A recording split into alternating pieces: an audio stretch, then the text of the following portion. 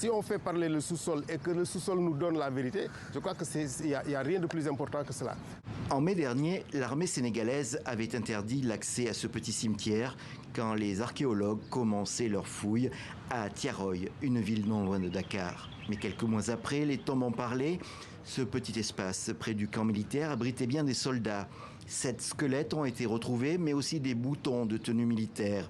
Et donc, ils pourraient être des ossements liés au massacre qui s'est déroulé tout près en décembre 1944. Cela fait 81 ans aujourd'hui qu'on est à la recherche de cette vérité-là. Si on fait parler le sous-sol et que le sous-sol nous donne la vérité, je crois qu'il n'y a rien de plus important que cela. Donc pour nous, c'est une avancée significative dans la recherche de cette vérité-là. De retour dans son laboratoire, l'archéologue Moustapha Sall poursuit les recherches. Il confirme que les individus retrouvés sont morts de mort violente. Certains ont le crâne fracassé. Les fouilles n'ont pu aller très profond car la nappe phréatique affleure.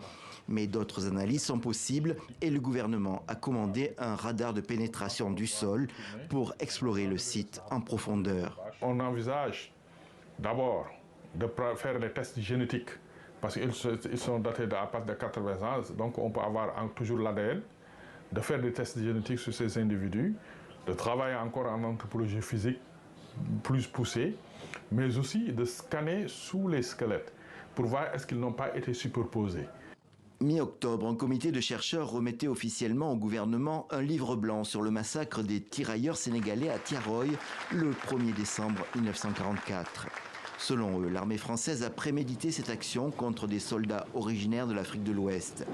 Une tuerie savamment gommée puis minimisée par les autorités françaises. On ignore encore le nombre de morts, mais le comité l'estime entre 300 et 400.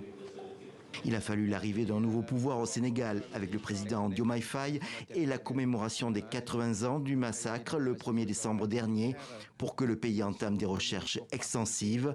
La France, par une lettre du président Macron, a reconnu le massacre, mais le comité de chercheurs se plaint que certains dossiers d'archives françaises ne leur soient toujours pas accessibles.